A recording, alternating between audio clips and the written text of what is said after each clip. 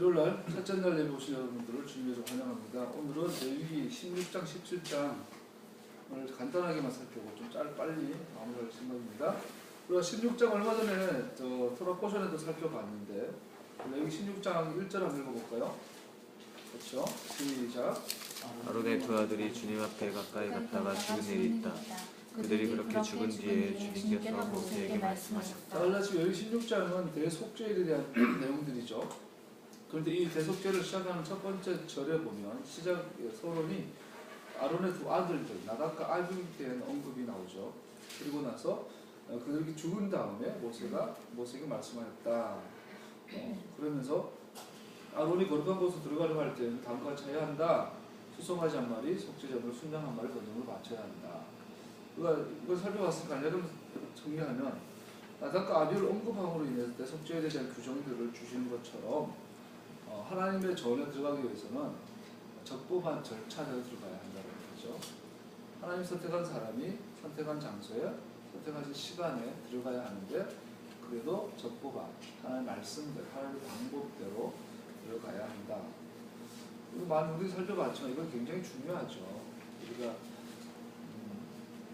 아무리 친하다고 해도 성경에 뭐 이런 구절 있잖아요. 하나님 사랑하되 삼가 사랑이라.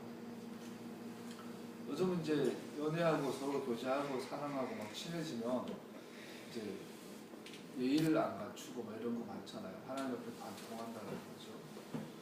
아버지와 자식 관계가 너무너무 친근해서 지난주에 어떤 기사를 봤더니 그 아버지가 그래도 대기업에 다니면서 30, 40대 아들에게 친구 같은 아버지가 되기 위해서 주말마다 캠핑 다니고 애랑 같이 등산 다니고 같이 이제 놀러도 다니고 운동도 같이 하고 어릴 때부터 반말하게 만들고 정말 친구처럼 대해줬대요.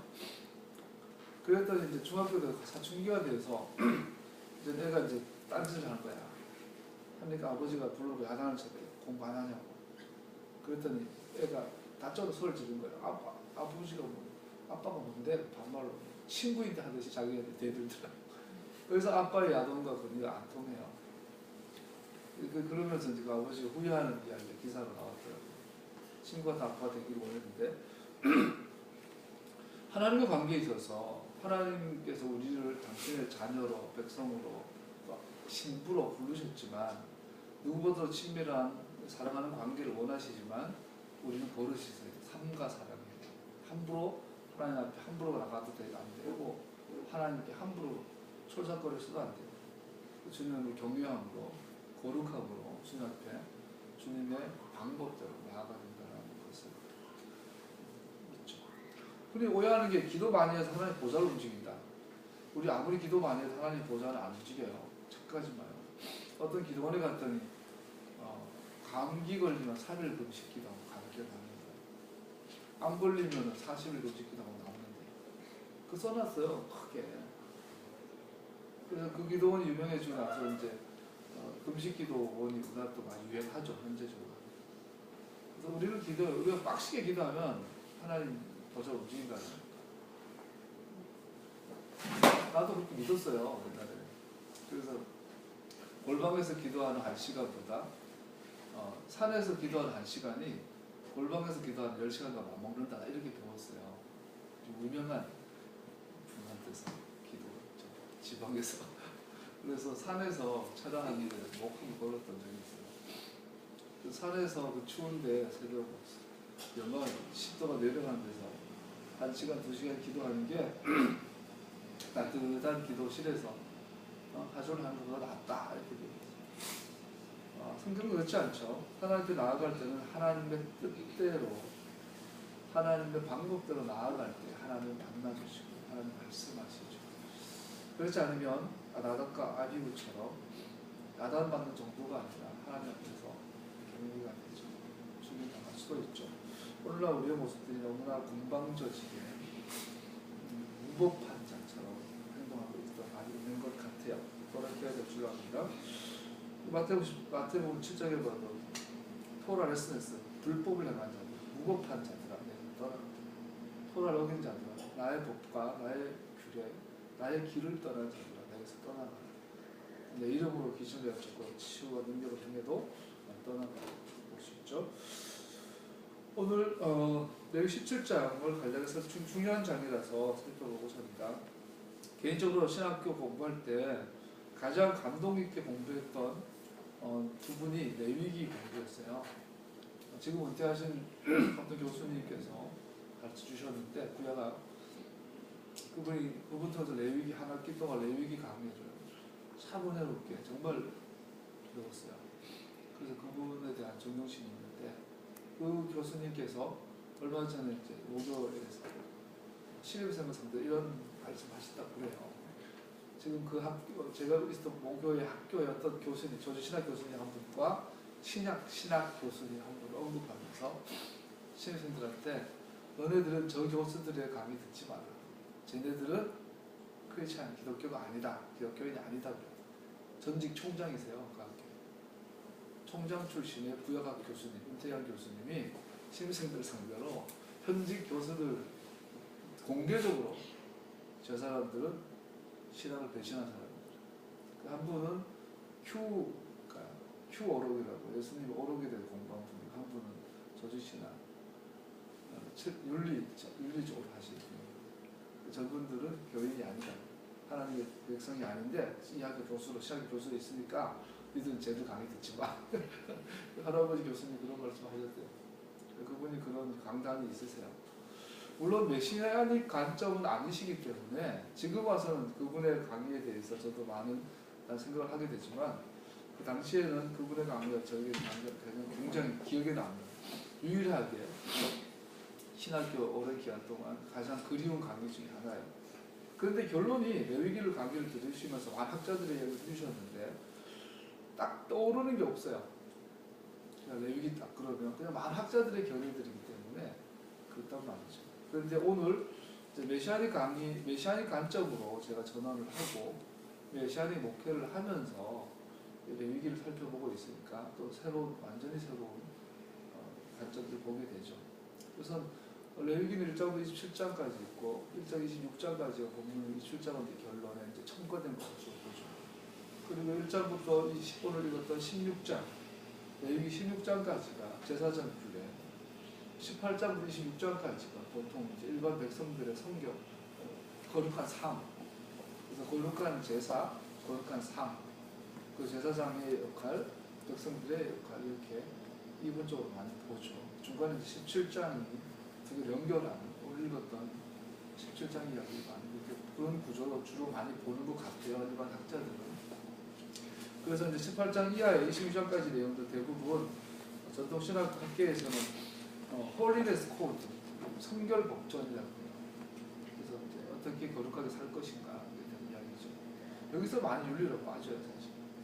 그래서 오늘 메시아닉 관점, 특별히 서술적인 모세오경 전체 한 권의 관점으로 하나의 이야기로 연대기적으로 더군다나 많이 봤을 때 오늘 읽었던 레위기 17장의 역할이 굉장히 중요한 걸 알 수 있어요. 결론부터 얘기하면 출애굽기 19장에서 이스라엘이 하나님 앞에 서죠. 그래서 거기서 뭘 봤죠? 신에서 언약을 맺죠. 신에서 언약을 맺는 이야기가 출애굽기 31장까지 나와요.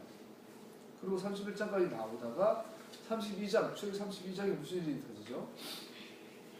그 유명한 금송아지 숭배가 터져요. 금송아지 우상 숭배의 여파가 지금까지 오고 있는 거예요, 사실. 레위기 16장까지 이렇게 보는 거예요. 그래서 이 레위기 5경 전체를 봤을 때 금송아지 사건의 주동자들은 사실은 백성들이에요. 백성들이 막 이렇게 우리를 인도할 신을 내라 하고 막 강요하죠. 그런데 금송아지 사건의 그 주동자들의 항의를 가지고 결정 내린 사람은 바로 제사장이에요. 그래서 금송아지 사건에 금송아지 우상 숭배했던 사건의 최종 책임자는 바로 대제사장 아론이에요. 그러니까 하나님께서 급한 대로 뭘 해줘? 제사장들 교육해야 되겠죠. 그래서 나온 게 출애굽기 33장부터 34장까지는 깨어진 언약을 다시 회복하고 나셔서 출애굽기 35장부터 지금 오늘 읽었던 레위기 16장까지는 제사장에 대한 규정들만 나와요. 야, 제사장 아론아, 네가 이렇게 무식했냐? 이해는 한다. 왜냐면 그때 이제 처음으로 성문 율법을 받은 거잖아요. 그러다 보니까 제사장이 제사장으로 바르게 교육을 못 받았나 봐요. 그때 하나님께서 이제 출애굽기 35장부터 금송아지 사건 이후에 출애굽기 35장부터 레위 16장까지는 제사장의 신분에 대해서, 제사장이 먹는 거, 입는 거, 제사장의 행동에 대해서, 제사장의 규례와 율법에 대해서 쫙 설명해 주게 나오죠. 그리고 레위 17장은 마치 출애굽기 32장의 금송아지 사건과 같은 병행투이라고 볼 수 있어요.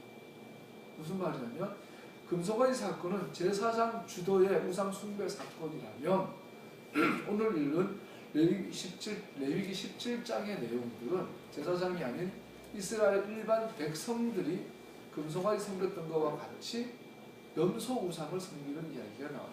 그럼 한번 7절 읽어볼까요? 5절 7절 읽어봅시다. 레위기 17장 5절 7절 시작. 그렇기 때문에 이스라엘 자손은 들판에서 죽이려고 하는 짐승을 주에게 주에게 가져와야 가져와야 한다. 한다. 그들은 그 짐승을 짐승을 해방 해방 어귀에 제사장에게로 끌고 가서 주에게 바치는 화목제물로 그 짐승을 죽여야 한다. 7절 백성도 이상 백성들 그들이 잡은 짐승을 순념소 귀신들에게 제물로 바치는 재물로 매우 제물을 적다. 한다. 이것은 이것은 그들이 그들이 대대로 대대로 영원시켜야 영원시켜야 할 규례이다. 자, 이해가죠? 제사장들은 금송아지 우상 숭배의 최종 결정자, 주동자였다면 오늘 이 본문에 가면 레위기 17장 7절에 가면 일반 백성들은 순염소 귀신들, 염소 귀신들을 섬겼던 것을 알 수 있어요. 이 염소 귀신이 뭐냐, 어떻게 섬겼냐는 자세는 나오진 않아요. 확실한 건 일반 백성들이 하나님 앞에 염소 귀신들을 섬겼다라는 걸 나오죠. 그래서 이 전체 그림을 이야기하면 출애굽기 19장부터 레위기 마지막 26장까지 27장 빼고 26장까지 전체 그림을 보면 결론을 먼저 말씀드리면 19장에서 31장까지는 신에서 언약의 내용이 나와요. 그리고 32장의 금송아지 사건이 딱 터져요. 이거는 우상 숭배. 우상 숭배는 뭐죠? 하나님께 드리는 예배에 대한 파괴가 돼요. 예배라는 하나님과 관계를 말이죠. 우상 숭배는 하나님의 관계가, 바른 관계가 깨어지는 거죠. 이 금송아지 사건의 주동자가 제사장들이었기 때문에 제사장에 대한 다른 율법과 규례와 규정을 정해주는 것이 레위기 16장 대속절까지 내용이라면 레위기 17장은 이번에는 일반 백성들이 우상 숭배하는 문제, 그 대표적인 게 염소 귀신들. 왜 귀신들 복수를 했냐면 이게 이따 설명하면 알겠지만 왜 제사장들과 금송아지인가? 왜 일반 백성들과 염소인가? 우리가 레위기 제사장법에 가면요, 아까 이거 16장에 가면 제사장이 하나님께 제사를 드리기 위해서 먼저 자기를 위한 제사를 지내야죠. 그 제사장이 자기를 위한 제사를 지낼 때 드리는 제물이 소예요, 소. 젊은 수소, 또 암송아지. 근데 백성들의 대표를 위해서, 백성들 리더를 위해서 드리는 제물이 숫염소예요. 그리고 일반 백성들 개개인이 하나님 앞에 자기를 드리는 제사는 암염소예요. 그래서 염소 우상들 그러면 바로 숫염소, 암염소를 다 말한다는 걸 볼 수 있어요. 즉 제사장과 소, 일반 백성들과 염소의 이 제물의 구조가 우상 숭배로 가버린 걸 알 수 있어요. 이 이야기의 전환이 레위기 17장에서 일어나면서 나머지 18장부터 26장까지는 단순한 성결 법전이 아니라 일반 백성들이 하나님과의 바른 예배 관계를 회복하는 이야기를 말하고 있는 거죠. 단순한 윤리 도덕을 말하는 게 아니라 신의 산 언약에 기초한 하나님과 이스라엘과 특별히 일반 백성들 관계에서 바른 예배자, 바른 거룩하고 성결한 삶에 대해서 말하고 있는 것이 18장 이하의 이야기가 되는 거죠. 그건 다음 주에 살펴보기로 하고, 그래서 레위기 17장은 마치 저기 32장의 사건처럼 레위기 18장 이하의 사건 앞에 있는 거예요. 이해가세요? 그래서 하나님께서 신의 언약을 맺으시고 제사장들 향하여 일반 백성들 향하여 성결하라, 거룩하라, 나에게 구별되어라고 말씀하신 것을 볼 수 있어요. 할렐루야. 이 그림을 갖고 잠깐만 살펴보고자 합니다. 레위기 17장에 금방 다 읽어봤지만 레위기 17장에는 내용 전체가 경고야. 경고면서 특별히 4가지 경고가 나와요. 첫 번째 2절에서 9절까지 내용을 금방 읽어보면 희생의 짐승을 회막 이외의 다른 장소에서 잡는 것에 대하여 하나님이 경고하고 계십니다. 자, 많은 학자들이 이스라엘에서 함부로 이제 동물 잡지 말아라 이런 잡으면 안 된다고 해석하는 학자들이 많아요. 그러나 이제 성경 전체를 보면 그렇지 않아요. 희생 제사 드리기 위해서 예루살렘의 성전 외에 정해진 장소 외에 양의 소를 잡으면 이것은 죄가 돼요. 그러나 먹기 위해서 식용을 위해서 잡는 거는 그건 괜찮아요. 신명기 12장 15절에 뭐 이런 구절이 있어요. 그러나 주 하나님께서 내게 주신 복을 따라 각 성에서 네 마음대로 즐기는 대로 생축을 잡아 그 고기를 먹을 수 있다. 그래서 식용을 위해서는 뭐 잡을 수 있어요. 물론 코셔의 규정에 의해서. 그러나 제사를 위해서는 예루살렘 외에서 성전 밖에서 제사를 위한 희생 동물을 희생시키는 것은 엄격히 금지하고 있어요. 지금 117장에서. 그것은 우상숭배와 연결된다고 볼 수 있죠. 두 번째 경고는 짐승을 그 피와 함께 먹는 것을 금지하고 있어요. 짐승을 잡되 피와 함께 먹지 말아라. 세 번째, 사냥하여 얻은 짐승은 그 피와 함께 먹는 것이 금지되어 있어요. 사냥하여 얻은 짐승. 그 네 번째, 들짐승에 의해 죽임당한 짐승을 먹는 것도 금하고 있어요. 이 세 가지가 다 피와 관련되어 있어요. 사냥하다 잡으면 어릴 때 저는 그 토끼를 많이 잡아봤어요. 형들 따라 직접 잡아본 적도 있어요. 대부분 이제 토끼를 이제 눈에 보이는 놈을 따라가서 몇 번 따라간 적이 있는데 그것은 거의 불가능해요. 너무 빨라서. 그러면 몽돌을 놔요. 몽돌을 놔서 잡았는데 몽돌은 거 알아요? 철사를 이렇게 불로 부스리면 검해져요. 그걸 이렇게 동그랗게 해서 토끼 길에다가 이렇게 숨겨놓으면 이제 특히 눈 온 날 잘 나가요. 걸리면 올려놓고 2, 3일 뒤에 가면 얘가 이제 죽어서 얼어 있어요. 그 사이에 살려고 발버둥 치느라고 나무를 갈가놓고 그리고 막 철사를 뜯으려고 막 입에 피가 나 있어요. 그걸 잡으려고 이제 잡으면 어떻게 돼요? 온몸에 피가 묻어요. 근육 속에 피가 다 들어있죠. 그런 걸 먹으면 안 된다. 사냥하는 고기에는 피를 빼기 참 어렵죠. 또 하나 들짐승에 의해 죽임당한 짐승. 지난주에 지방의 어느 동물원에서 곰하고 사자랑 싸우고 사자가 죽었죠. 물론 뭐 사자는 자연사였다고 결론 내렸는데 어쨌든 동물들끼리 싸우면 피투성이 되겠죠. 결국 먹는 거와 피에 대해서 굉장히 강조가 있는 부정이에요. 그래서 결론적으로 예루살렘 밖에서 희생제사를 잡지 말아라. 자, 그러면서 아까 읽었던 7절에 있어서 하고 있는 그 모든 그런 경고의 목적이 그들이 잡은 짐승을 순념소 귀신들에게 제물로 바칠 음행을 저질러서는 안 됩니다. 순념소 귀신들이라고 나와 있는 백성들의 우상숭배, 제사와 예배에 엄격한 규정은 우상숭배 금지를 위한 것인 것을 우리는 알 수 있습니다. 그래서 아까 나눈 것처럼 출애굽기 35장에서 여기 16장까지 이어지는 제사장들의 우상숭배 금지를 내주셨던 많은 규정들과 비교해서 이번에 일반 백성들이 우상숭배를 금하는 규정들로 18장 이하에 나온다는 것을 알 수 있죠. 그래서 우리 출애굽기 32장과 여기 17장을 비교해서 살펴볼 필요가 있죠. 이스라엘의 첫 번째 우상숭배는 제사장 아론의 지도력을 통하여 이루어진 것이었습니다. 그러므로 금송아지 이야기가 특별히 제사장직 관련한 율법들 출애굽기 35장에서 레위기 16장까지 서막이 된다는 것은 매우 적절한 통찰입니다. 마찬가지로 레위기 17장에서 우상숭배 위협은 전적으로 이스라엘 백성들로부터 말미암았습니다. 실제적인 문제는 회막에서 제사장들이 행한 것이 아니라 백성들이 빈들에서 희생제사를 드리고 있었던 것이었습니다.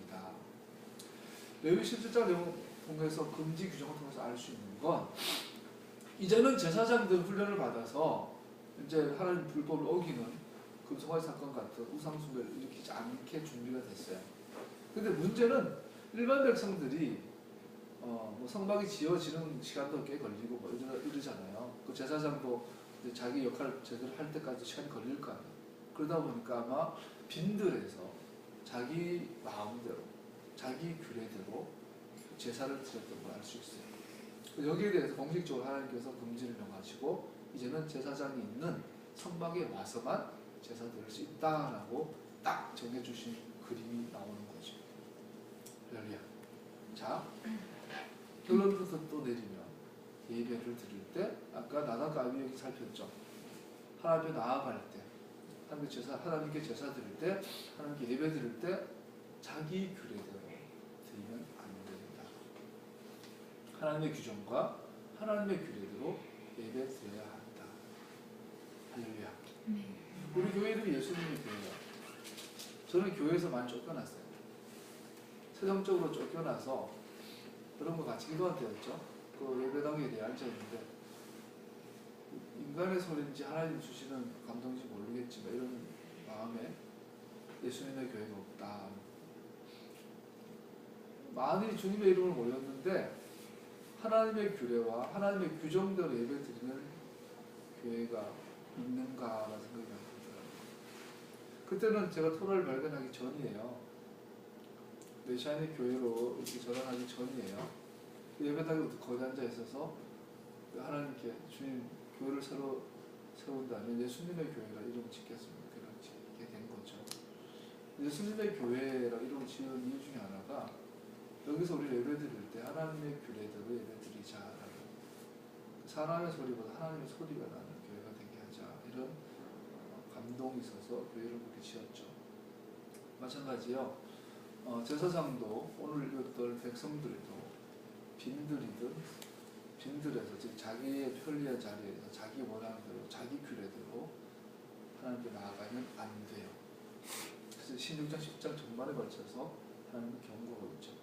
아론 제사장이 금송아지 사건의 주동자로 묘사되면서 여기 16장까지 제사장 규정 그 마지막에 마무리가 나단과 아비후의 죽음 즉 우상숭배의 본질은 금송아지 우상숭배는 다른 신을 섬긴 게 아니에요.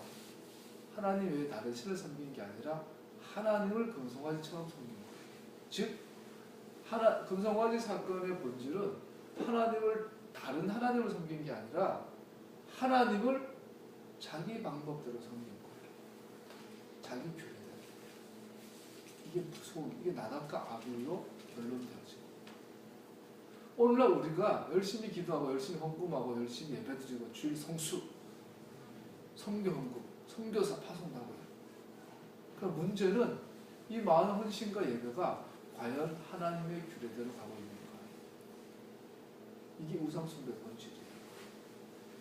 오늘 레위기 17장에서 마찬가지로 일반 백성들에게도 경고하고 계신 거예요. 이들이 빈들에서 너네 삶의 자리에서 네 마음대로 예배드리지 말아라. 그러면 죽입니다. 레위기 18장 16장에서의 일반 백성들 성결한 삶에 대한 내용들은 이제 제사장들이 준비되어 우상숭배에 대해서 대항하는 자리로 준비되었을 때에 이제 아직 준비되지 않은 일반 백성들의 삶을 하나님 앞에 준비시키는 과정이 되는 것이죠. 염소 우상들 명확하지는 않지만 이 염소 우상들 이제 백성들이 시내산 언약에 기록된 예배를 떠나 자기 규례대로 예배 드리고 있는 그들이 된 것을 볼 수 있어요. 그래서 일반 백성들이 일상의 삶에서 거룩하고 성결한 삶의 표범들로 제시된 내용들이 118장에서 26장의 내용들이죠. 아까 나눈 것처럼 제사장들의 성결을 위해서는 젊은 황소와 송아지가 필요했어요. 금송아지는 제사장들로 하여금 이스라엘 예배를 올바로 인도해야 할 교훈에 대해서 동서고금을 막론하고 우리에게 주시는 메시지. 반대로 백성의 지도자들 선별하기 위해서는 순염소가 필요했고 백성 개개인의 선별을 위해서는 암염소가 필요했어요. 이 하나님에 대한 바른 예배의 규정이 이제는 변질되어져서 빈들에서 자기의 삶의 자리에서 자기가 선택한 방법대로 하나님께 염소의 제사를 드렸던 걸 볼 수 있어요. 그래서 이것을 가지고 성경은 염소의 귀신들, 염소의 우상들이라고 말했죠.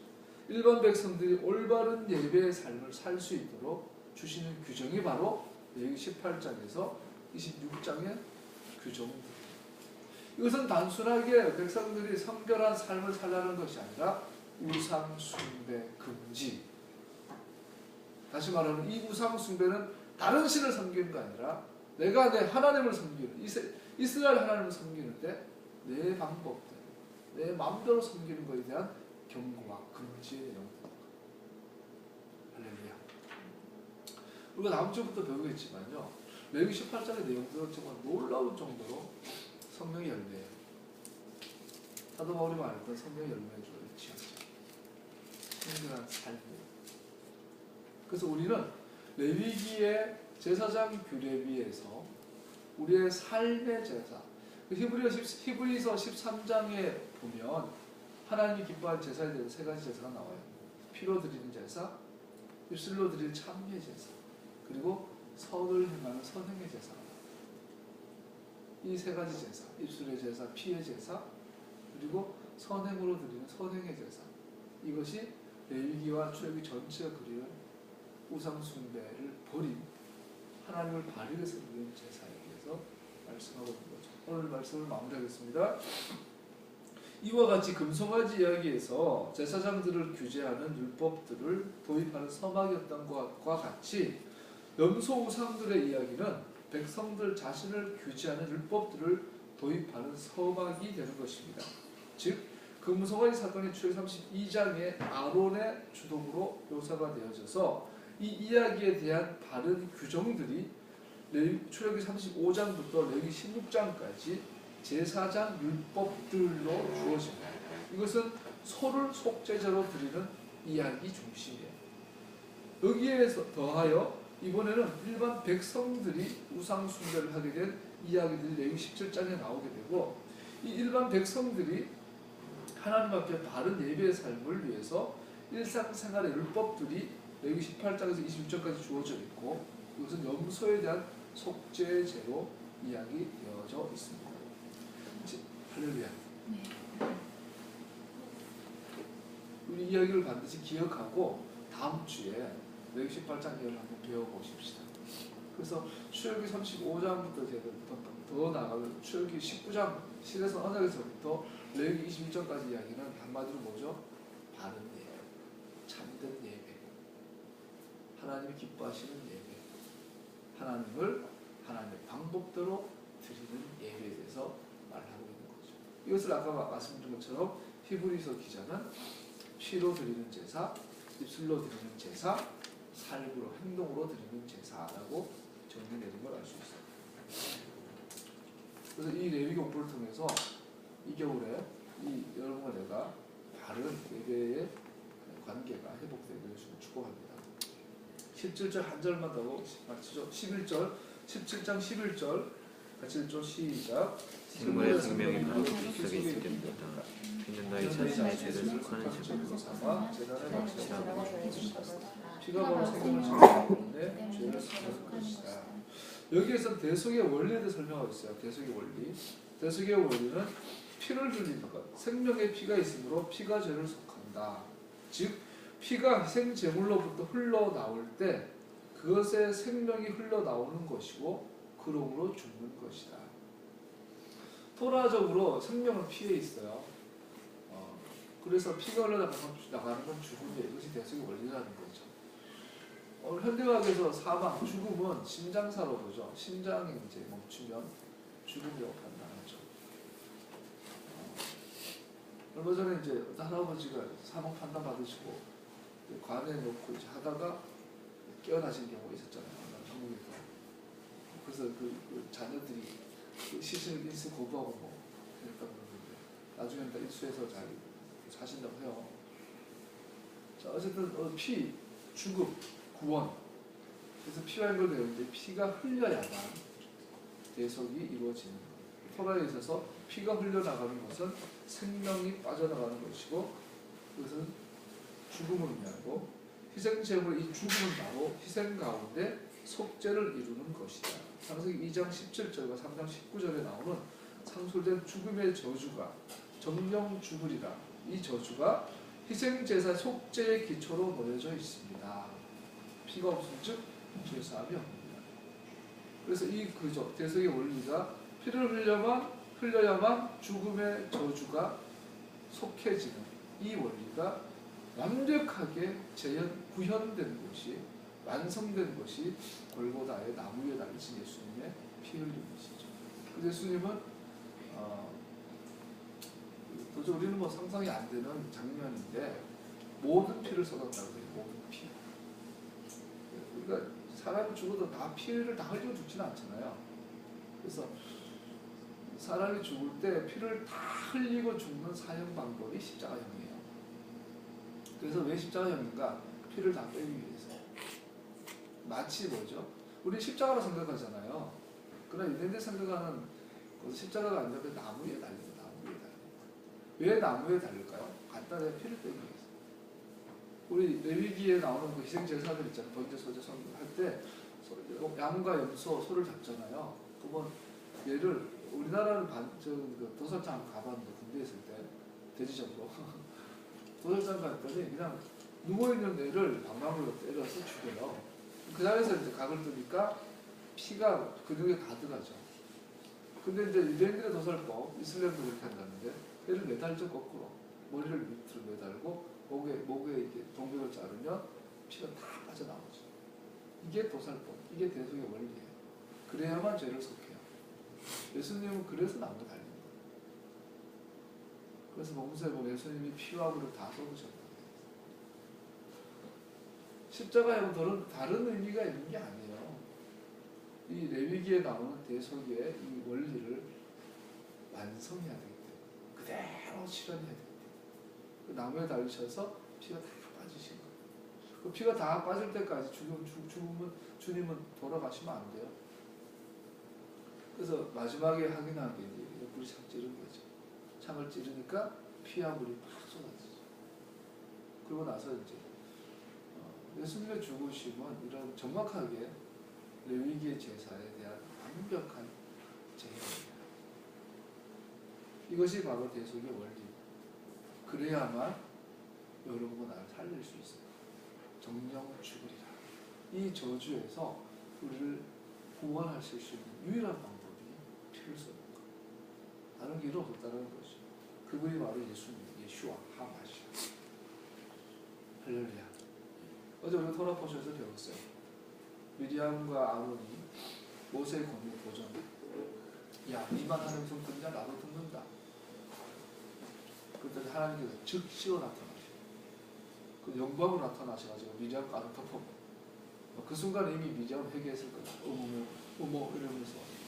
근데 하나님께서 내가 선지자들에게는 꿈이나 환상으로 나타난다. 그러나 내 종 모세는 그들과 다르다. 난 그에게 얼굴과 마우스 투 마우스. 모세가 하는 모든 말은 내 말이야. 풀 컨셔스. 그러니까 전혀 몽롱한 방법이 아니라 정확하고 선명한 방법 주시다. 그리고 다른 말로 말하면 선지자들, 모든 선지자들은 모세를 통하여 검증되어야 한다. 이사야든 예레미야든 엘리야든 엘리야가 엘리야이고 이사야가 이사야인 이유는 모세를 통해서 검증됐기 때문이다. 교회의 기초는 선지자들과 사도들의 내 교회를 세웠다. 신약 성서 소위 마태복음부터 요한계시록까지 하나님의 말씀이라면 모세를 통해서 검증되었기 때문이에요. 내 종 모세는 그들과 다르다. 베드로가 바울이 사도 요한이 정말 그들이 사도라면 그들은 모세의 글에 검증되어졌기 때문에 이거 굉장히 중요한 얘기예요. 우리가 예수님께서 나무에 달려서 죽으신 것은 정확하게 신해산 언약에서 레기 26절까지 오는 이 우상 숭배에 대해서 바른 예배를 말씀하시고 피에 생명이 있으니 피 흘리는 죄사함이 없느니라 말하자면 이 제사장 레위기의 예배 규정들, 예배 원리들 여기에 대한 완전한 성취의 이야기이기 때문에 예수님의 죽음은 정확하게 대속의 죽음인 거예요. 할렐루야. 모세 오경, 모세의 글들은 하나님의 말이에요. 그것이 성경이에요. 사도 바울이 디모데에게 성경은 하나님 감동으로 되어진 그 성경은 바로 모세오경을 말해요. 예수님이 말씀했던 성경은 마태, 마가, 누가가 아니에요. 모세오경입니다. 모세의 글. 이 사람 모세는 그 겸손함이 지면의 모든 사람보다 승하다. 즉, 이 지구상에 살았던 어느 인간도 모세가 기록한 글 이상으로 정확하게 내 뜻을 표현하지 못한다라는 뜻이에요. 예수님의 죽으심은 정확하게 모세의 글에 기록된 제사의 원리를 완벽하게 완성시킨 죽음이시오. 그분은 나무에 달으셔서 모든 피를 죽으셨어요. 이것이 바로 대속입니다.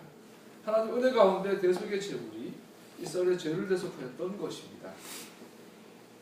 브리타다샤 사도들의 성서, 신약 성서에서 그리스도의 십자가의 죽음에 의미하는 바가 바로 이러한 희생 제사의 관점에서 근거하고 있는 것입니다. 할렐루야. 말씀을 마무리하겠습니다.